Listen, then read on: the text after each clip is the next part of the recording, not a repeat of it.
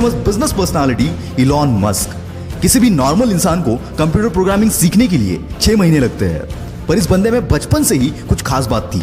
9 साल की उम्र में जब इलॉन मस्क को अपना पहला कंप्यूटर मिला, उस वक्त कंप्यूटर के साथ प्रोग्रामिंग की एक बुक भी साथ में मिली थी, और इस 9 साल के बच्चे ने बिना सोए 3 दिन में ही इस बुक को खत्म कर दिया, और इस प्रोग्रामिंग नॉलेज को यूज करके 12 साल की उम्र में एक कॉम्पिटिटिव गेम डिजाइन करके एक वीडियो गेम कंपनी को बेच भी दिया। ऐसे ही कुछ अजीबोगरीब किस्सों से भरा है इलॉन मस्क का बचपन। कहते हैं इलॉन मस्क के पास फोटोग्राफिक मेमोरी है, यानी कि जो भी चीज वो एक बार देख ले उन्हें याद हो जाती है। ये बात तो आपने सुनी होगी कि इलॉन को स्कूल में काफी बुली किया जाता था, जिसकी वजह से इनका कोई दोस्त नहीं था, और इसीलिए ये बंदा अपना ज्यादातर वक्त किताबें पढ़ने में गुजार देता था। इलॉन के भाई बताते हैं कि इलॉन 7-8 साल की उम्र से दिन के 15-15 घंटे पढ़ते थे। अभी आपको थोड़ा फनी लगेगा, पर यह एक्चुअल किस्सा है। बचपन में किसी से भी बात करते करते ये बंदा अपनी सोच में गुम हो जाता था। इसकी वजह से शुरुआत में इनके पेरेंट्स को लगा कि इलॉन ठीक से सुन नहीं पा रहे, और इसीलिए इनके कान का ऑपरेशन भी करवाया गया, पर ऑपरेशन के बाद भी कुछ फर्क नहीं पड़ा। और फिर उनको पता चला कि इनका फोकस लेवल इतना ज्यादा है कि अगर ये कुछ सोच रहे होते हैं तो उन्हें आसपास की आवाजें तक सुनाई नहीं देती।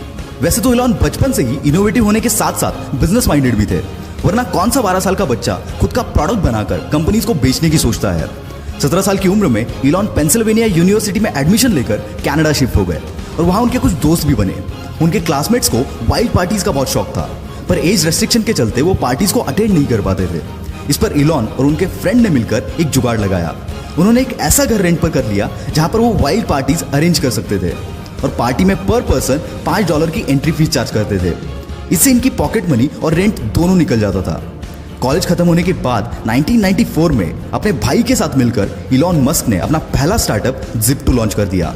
Zip2 से लेकर SpaceX, टेस्ला और OpenAI तक जितने भी स्टार्टअप इलॉन मस्क ने स्टार्ट किए, उन हर एक में इनोवेशन इस बंदे का प्राइमरी और सबसे स्ट्रॉन्ग पिलर था। Zip2 में वो अलग अलग बिजनेसेस के मैप्स और उनकी इंफॉर्मेशन Zip2 के वेबसाइट पर प्रोवाइड करते थे, जिससे बिजनेस ओनर्स को नेटवर्किंग में हेल्प मिलती थी। और इलॉन का ये बिजनेस चला। केवल 5 साल में इलॉन ने ये कंपनी $307 मिलियन के वैल्यूएशन के साथ कॉम्पैक्ट को बेच दी, और इसमें इलॉन का शेयर $22 मिलियन का था। अब इलॉन मस्क एक मल्टी मिलियनर बन चुके थे। उनके पास अब एक बड़ा सा अपार्टमेंट, एक प्लेन और एक मैक्लारन F1 स्पोर्ट्स कार भी थी। ऐसे एक दिन इलॉन बैंक गए हुए थे। वहां उन्होंने देखा कि लंबी लंबी लाइनें लगी हुई थी, और यही जन्म हुआ X.com का। इलॉन की यह कंपनी ऑनलाइन ट्रांजैक्शन केवल एक ईमेल के थ्रू प्रोवाइड करती थी।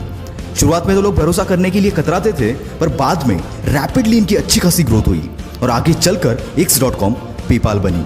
2002 में eBay ने पेपाल को $1.5 बिलियन के वैल्यूएशन के साथ खरीद लिया। इसमें इलॉन मस्क सबसे हाईएस्ट यानी कि 11.7% के स्टेक होल्डर थे। उसके बदले उन्हें $165 मिलियन मिले, और पेपाल के इसी डील के बाद जन्म हुआ पेपाल माफिया का। मतलब ये कि इसमें जितने भी शेयर होल्डर्स थे, उन्होंने पेपाल बेचने के बाद खुद की बड़ी बड़ी कंपनीज बनाई, जिसमें यूट्यूब, लिंक्डइन, SpaceX, टेस्ला, कीवा जैसे बड़े बड़े ब्रांड शामिल है। पेपाल के बाद इलॉन मस्क के पास काफी पैसे आ चुके थे। अब उन्हें पूरा करना था अपना स्पेस ट्रैवल का सपना, इसलिए रॉकेट खरीदने के लिए यह बंदा रशिया चला गया।